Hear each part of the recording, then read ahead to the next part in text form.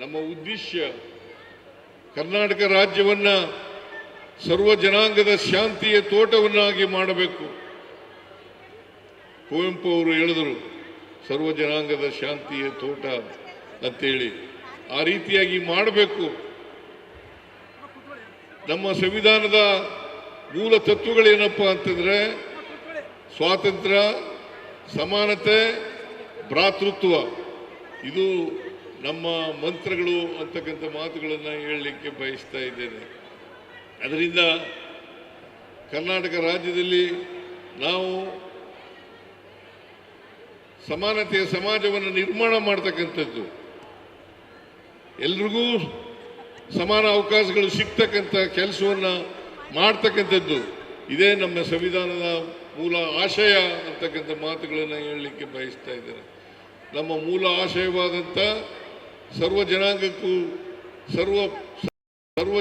ಸರ್ವರ ಸಮಬಾಳು ನಮ್ಮ ಉದ್ದೇಶ ಅಂತಕ್ಕಂಥ ಮಾತುಗಳನ್ನು ಈ ಸಂದರ್ಭದಲ್ಲಿ ಹೇಳಿ, ನಾನು ಈ ದಿಕ್ಕಿನಲ್ಲಿ ಇನ್ನೂ 2 ವರ್ಷ ಅವಧಿ ಇದೆ.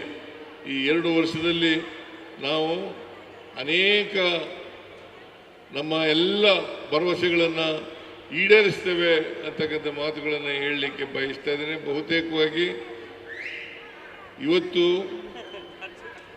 ನಾವು ಈ ಎಲ್ಲ ಕಾರ್ಯಕ್ರಮಗಳನ್ನು 3 ವರ್ಷದ ಕಾರ್ಯಕ್ರಮಗಳನ್ನು ಮಾಡಿದ ಮೇಲೆ, ಗ್ಯಾರಂಟಿ ಯೋಜನೆಗಳನ್ನು ಜಾರಿ ಕೊಟ್ಟ ಮೇಲೆ ಕರ್ನಾಟಕದಲ್ಲಿ ನಾವು ವ್ಯಕ್ತಿ ವರಮಾನ ಇದೆಯಲ್ಲ, ಒಬ್ಬ ಅದರಲ್ಲಿ ಇಡೀ ದೇಶದಲ್ಲೇ ನಾವು ಮೊದಲನೇ ಸ್ಥಾನದಲ್ಲಿ ಇದ್ದೇವೆ ಅಂತಕ್ಕಂಥ ಮಾತುಗಳನ್ನು ಹೇಳಲಿಕ್ಕೆ ಬಯಸ್ತಾ ಇದ್ದೇನೆ. ಅದರಿಂದ ಈಗ ನೋಡಬೇಕು, ಇಡೀ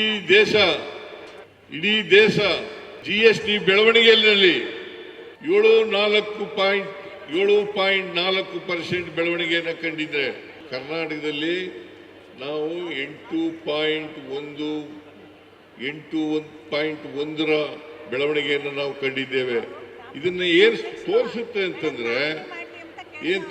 ಅಂತಂದ್ರೆ ನಾವು ದೇಶದ GSTಗೆ ಸಾಕಷ್ಟು ಕೊಡುಗೆಯನ್ನು ಕೊಡ್ತಾ ಇದ್ದೀವಿ. ಮತ್ತೆ ಆರ್ಥಿಕವಾಗಿ, ಸಾಮಾಜಿಕವಾಗಿ ನಾವು ಇಡೀ ದೇಶದಲ್ಲಿ ನಾವು ಉತ್ತಮ ಸ್ಥಾನದಲ್ಲಿ ಇದ್ದೇವೆ ಅಂತಕ್ಕಂಥ ಮಾತುಗಳನ್ನು ಹೇಳಲಿಕ್ಕೆ ಬಯಸ್ತಾ ಇದ್ದೇನೆ. ಅದರಿಂದ ಆರ್ಥಿಕವಾಗಿ, ಸಾಮಾಜಿಕವಾಗಿ ಇಡೀ ದೇಶದಲ್ಲಿ ನಾವು ಬಹಳ ಉತ್ತಮವಾಗಿದ್ದೇವೆ ಅಂತಕ್ಕಂಥ ಮಾತುಗಳನ್ನು ಹೇಳಿ